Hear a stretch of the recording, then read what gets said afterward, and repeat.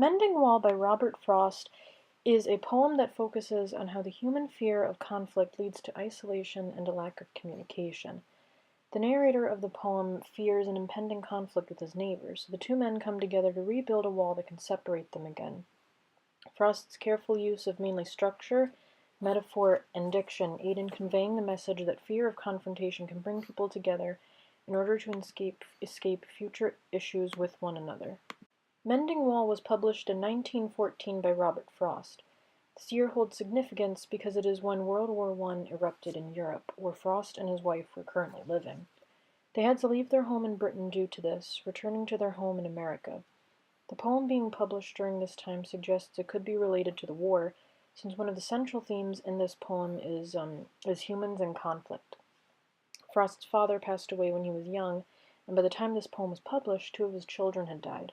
So from this, we know that Frost has dealt with his own personal struggles, especially with depression. Mending Wall is a poem containing only one stanza, with 17 sentences. The singular stanza, with no rhyme scheme involved, makes the poem have a more simplistic feeling to it, making the reader pay more attention to the use of metaphor and diction Frost used within the lines, instead of focusing on the poem's breaks. Utilizing punctuation with colons and periods throughout the piece, the poem feels more conversational than intensely structured. With the theme of nature present in many of Frost's poems, the simplistic construction can be connected to nature, which presents itself personified in the beginning of the poem to display its influence on humans. The simplistic structure contrasts from the complex nature of humans, whom in this poem believe that by building the wall up they'll be avoiding issues. They do not take notice of their unity and aid towards each other. They only focus on the wall. Throughout the poem, we are introduced to an array of metaphors.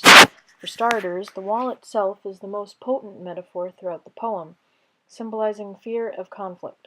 It displays a ridge in the two men's relationship, and thus when it breaks down, the two must come together to try and rebuild the wall between them. The neighbor tells the narrator that good fences make good neighbors. But this statement holds irony to it, since it is the narrator being the good neighbor rebuilding a wall he doesn't really care to rebuild. The wall, while separating the two men, serves as a way of uniting them together. The pine and apple trees talked about in lines 24 through 26 further accentuate the two neighbors' differences, stating how the narrator's apples could never, quote-unquote, eat the cones under his pines. The statement shows how the two men have differences which without the wall could possibly lead to conflict.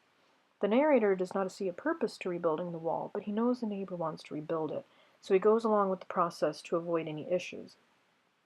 He comes to a conclusion, however, in lines 41 through 46, stating the narrator moves in a darkness. This darkness is a metaphor for ignorance, that the neighbor is really only rebuilding the wall to follow what his father taught him. He wants to continue a tradition. The neighbor does not have an opinion on the wall's construction, only an intuition. As for other metaphors used throughout this poem, in line 9, the hunting dogs talked about symbolize something in nature that requires a pleasing.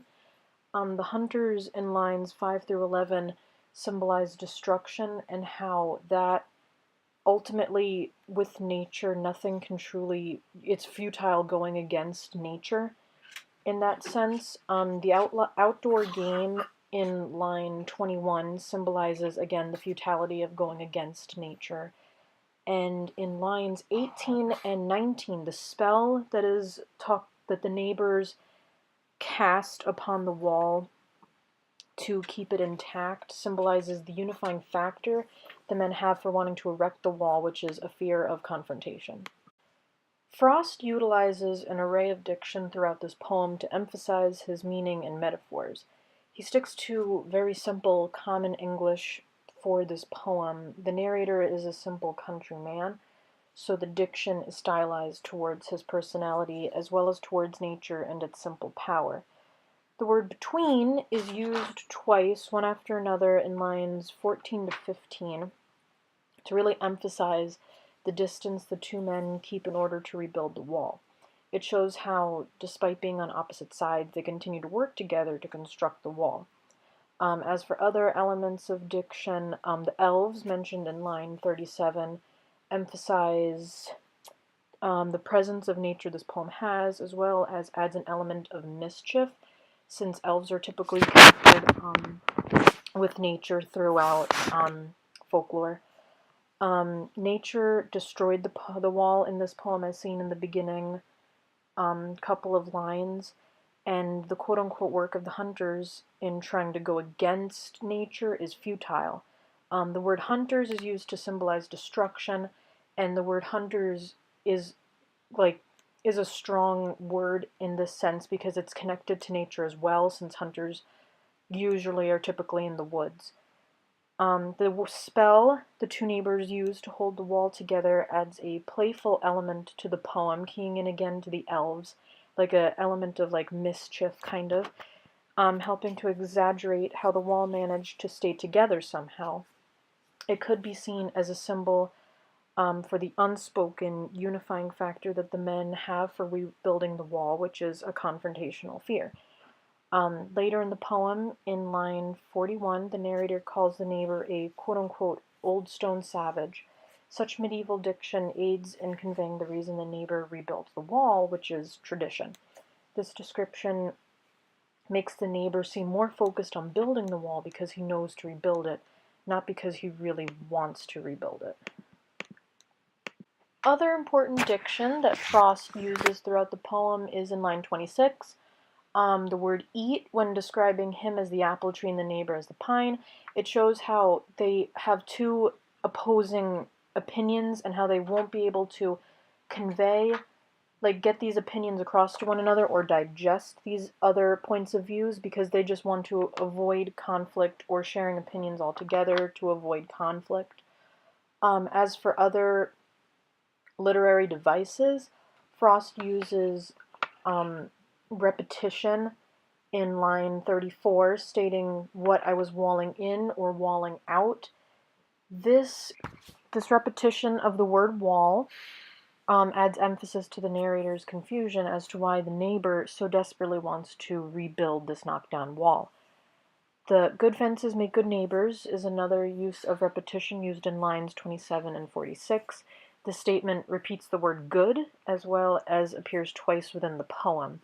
The first occurrence of this phrase holds an irony to it, since the narrator is the one to help the neighbor rebuild the wall that he doesn't care to rebuild.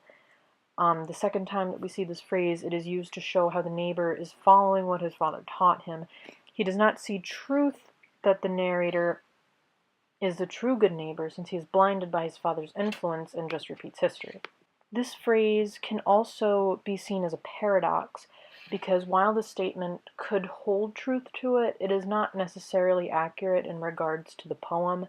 The fence is only used to avoid conflict, when in reality the narrator is being a good supportive neighbor by rebuilding the wall. The narrator is building up the good neighbor, or the fence.